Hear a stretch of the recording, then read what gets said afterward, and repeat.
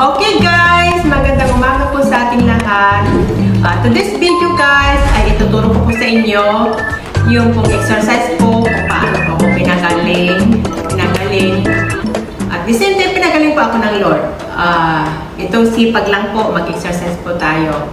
3 weeks po akong nakahiga lang sa kwarto. Doon lang po ako sa kwarto ko, hindi pa ako naglilinis. So thanks God dahil hindi po ako pinabayaan ng aking employer.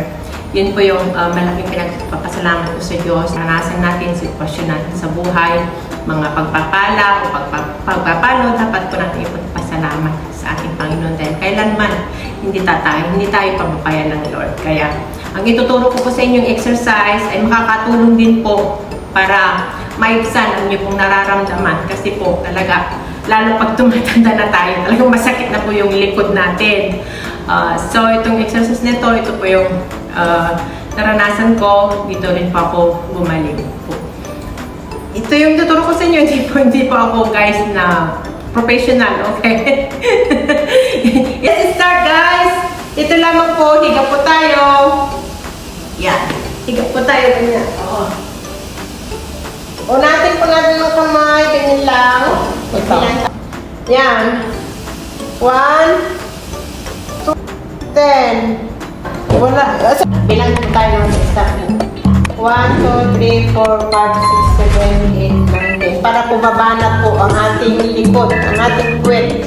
Ayan, hindi po ba? Para po mabanat po yung dito natin. Ganyan lang. Sa kabila na naman po, yan Ganun. Easy lang po yung exercise ito, pero malaking tulong po sa ating katawan. Ayan diba? Ito. Ganyan lang. 1, 2, 3. Yung tingnan niyo po yung paa ko kung anong ginagawa niya. Kasi doon, i-point niyo doon sa palabas. 1, 2, 3, 4, 5, 6, 7, 8, 9, 10. Yan sa pain. Pag ganito. 1, 2, 3, 4, 5, 6, 7, 8, 9,